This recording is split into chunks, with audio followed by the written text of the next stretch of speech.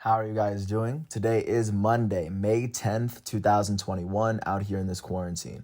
I'm James Sims, and for this episode of The Elite, I'm going to do an individual profile on Salvador Perez, the starting catcher for the Kansas City Royals, who has put together who's quietly put together one of the best MLB careers that I've ever seen a catcher have. And he has a championship under his belt. He has multiple individual accolades. And I think just going through each season and understanding his accolades, his stats, his accomplishments, I think it will give a better picture to give more of an understanding as to why I have him listed as one of my elite athletes for the 2021 calendar year. I think he's been playing incredible baseball ever since ever since he really kind of caught my radar when he won the World Series. And I think it's really hard to be an amazing catcher for so long. And the fact that he's been able to do so, I think that alone should be the reason why he's here. But once again, if you're not familiar with him, he's originally from Venezuela. He's a very great contact hitter, and he's a great defensive catcher, as in he has a great arm. He definitely knows what he's doing. And despite the fact that he's been playing in Kansas City, a lot of people would blame Kansas City for being a reason that other players wouldn't have their champion. The fact that he was able to win in Kansas City with that team, I think that's unbelievable. And I think he deserves a little bit more respect on his name for what he's been able to accomplish. So just getting into it, he would officially get signed by the Royals when he was 16 years old, of course, out of Venezuela. His first season would be in 2011. In 2011, he would play 39 games in a season where the Royals would finish with a 79-91 record. They had the fourth best record in the American League Central, but in those 39 games, he finished with 49 hits. I like more hits than games because it, at least shows a level of consistency there. He finished with 20 runs in those 39 games. 8 doubles, 3 home runs, 21 RBIs with a .331 batting average and an .834 OPS. For your first 39 games of your career, that's a pretty great start, and I think people were starting to become aware of the player that he was.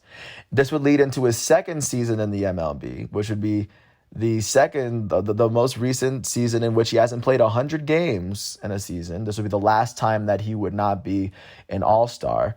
In 2012, he would play 76 games in a season where the Royals would where they would have a 72-90 record. They had one more win than the previous year. In those 76 games, Salvador Perez would finish with 87 hits in those 76 games with 38 runs, 11 home runs against 39 RBIs with a .301 batting average. The second quasi season in which he hit at least 300 in the games that he played with a .798 OPS. Of course, he wasn't being named to any all-star teams yet, but many were becoming aware of the type of player that he was becoming. In his third year in Kansas City, his first full season, he would play 138 games in a season where the Royals would finish with an 86-76 record. That was the third best record in the American League Central, so they missed the playoffs, but they won 14 more games than the prior season. In those 138 games, Salvador Perez would finish with 145 hits in those 138 games. Third straight season in which he had more hits than games played. He had 48 runs, 25 doubles, the first time he had at least 20 doubles in a season, with 13 home runs, 75 RBIs, .292 batting average in a full season, which is still incredibly amazing. He finished with a .757 OPS, which is the lowest he put up, but of course his first full season. He'll be named an All-Star with the Royals for the very first time in his career. In his very first full season, he was named a Gold Glove, which is a very tough feat to do to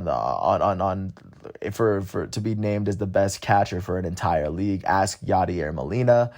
And following that season, the Royals wouldn't necessarily make the playoffs, but that would start what would be an amazing stretch of all-star baseball for Salvador Perez.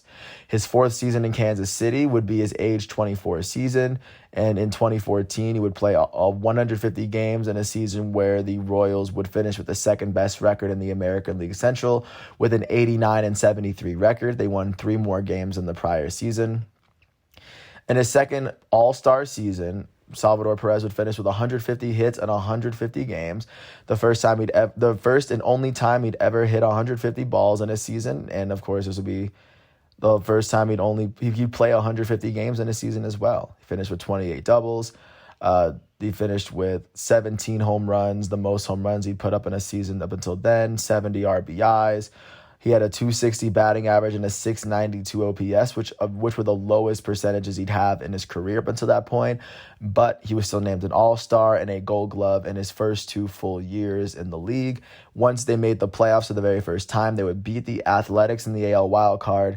They would beat the Angels 3-0 to make it to the ALCS. They beat the Orioles in the ALCS to make it to the World Series, and then they ended up losing to the Giants when the Giants were on their world tour. But that was when the Giants won their 3rd championship in 5 years. But following that season, the Royals would be back for more.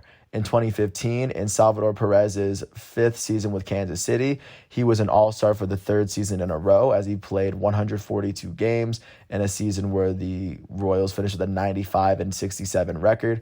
That is the best record that the Kansas City Royals have posted since 1980, actually.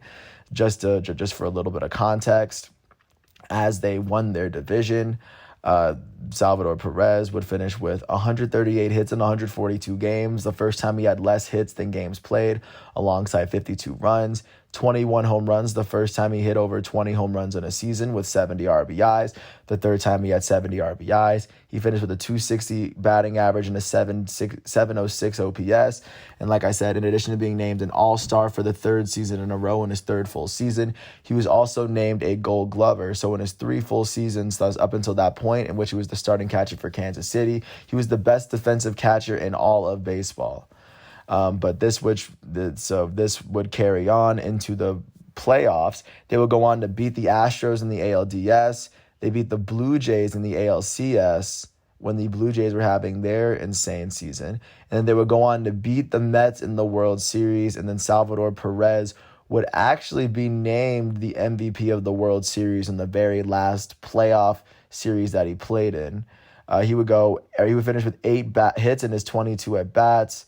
He had a couple RBIs. He finished with a 364 batting average, which is basically what they needed. He came up with some very big hits, and he was very amazing defensively. And right then and there, that was when Salvador Perez became a champion. And even by then, he was a 3-time All-Star and a 3-time Gold Glove winner at a very tough position to win Gold Glove in. Following that, he would come back to Kansas City for his 6th year on the team in 2016, his age 26 season. He would play 139 games in a season where the Royals would finish with an 81-81 record as they won 14 less games than the previous season. In those 139 games, Salvi would finish with 127 hits in those 139 games. He had 57 runs, which was tied for the most runs he'd ever put up in a season in his career.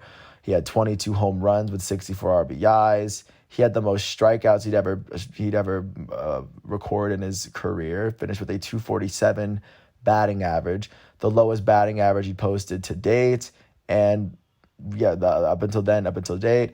And he had a 725 OPS. But regardless, for the first time in his career, in addition to being named an All-Star for the 4th time in his career, he would be named a Gold Glover and a Silver Slugger in the same time. This would be his 4th Gold Glove award and his 1st Silver Slugger award. It was very tough to be named the best defensive catcher, to be named the best hitting catcher, to be the best offensive and defensive player at your position in one season in one league. That's quite a feat to accomplish. In 2017, his 7th year with the Kansas City Royals, he would play 129 games in a season where they would win 1 less game than the year before and miss the playoffs yet again. In those 129 games, Salvi would finish with 126 hits, with 57 hits for the 3rd time in the last 4 seasons. He had 27 home runs, which is the most home runs he'd ever record, alongside 80 RBIs. That's the first time he'd ever put up 80 RBIs, finishing with a 268 batting average and a 792 OPS. He would not be named. This would be the first season he wasn't named a Gold Glover. He wasn't named a Silver Slugger either, but he was still named an All-Star for the 5th year in a row, as the Kansas City Royals were continually not making the playoffs. Just making the All-Star game in half a decade straight in itself is an incredible feat, but he's still been able to do it, proving that he was one of the best. This would transition into 2018, where he played just as many games as he did in 2017. He played 129 games. The Royals would finish with a 58-104 record. They won 22 less games than the year before. Salvador Perez would finish with 120 hits in those 129 games. So after 2014, he had less hits than games played in those last 4 games, but he still finished with 27 home runs and 80 RBIs, tied with 2017 for the most home runs and RBIs he'd ever put up in a season. He put up a 235 batting average, which till today is the lowest batting average he's put up in a season, and he put up a 713 OPS, but he still would be named an All-Star for the 6th year in a row. He will be named a Gold Glove Award winner for the 5th time in a 6-year stretch, and he'll be named a Silver Slugger for the 2nd time in a 3-year stretch. And of course, that's just the level of individual dominance at the position. And ever since, he has not been named an all-star or a Gold Glove winner since.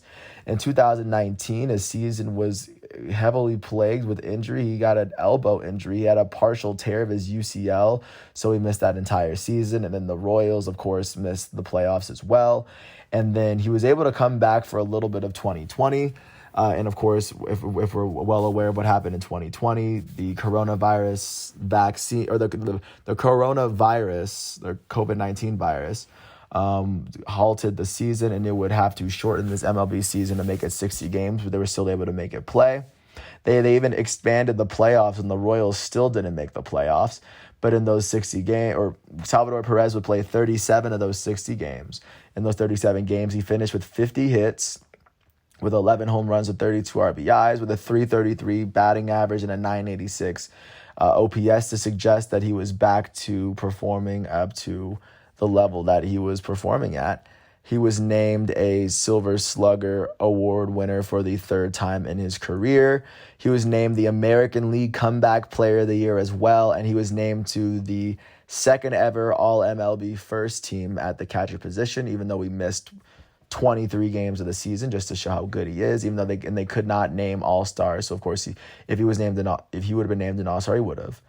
But following that season in which the Royals did not make the playoffs, this leads us to where we are today, where on Salvador Perez's 31st birthday, right now he's 35 games into a season where the Kansas City Royals are currently holding on to the 3rd best record in the American League Central, as they trailed the Chicago White Sox by 3.5 games. Thus far, through 33 games, Salvador Perez has logged 36 hits in those 33 games, more hits than games played. Getting back up to a trend that we've seen that we haven't seen since he first became an All-Star. He has 16 runs so far in the 33 games he's played. He has 7 home runs with 18 RBIs. He's batting with a 275 batting average and an 805 OPS. When I look and see the player that he is now, this is a player that was an All-Star for 6 years in a row, and when at his best can be the best hitting and the best fielding catcher at his position. And with that said, I do think that for the 2021 calendar year, despite the fact that he does play for the Royals and they don't have a lot of big names, I think the Royals are definitely worth watching as long as they have Salvador Perez. I want to wish Salvador Perez a happy 31st birthday, and if you ever get a chance to watch him, he's wearing number 13 for the Kansas City Royals, and there could be a very good chance that if he were to move teams, he would make that other team a very solid team moving forward. Or if he decides to move with Kansas City, it's very possible that they can make a run at the championship. I actually have a lot of faith in whatever team Salvador Perez is on because he's on them. But with that said, I want to thank everyone once again for listening to all 13 minutes of this piece.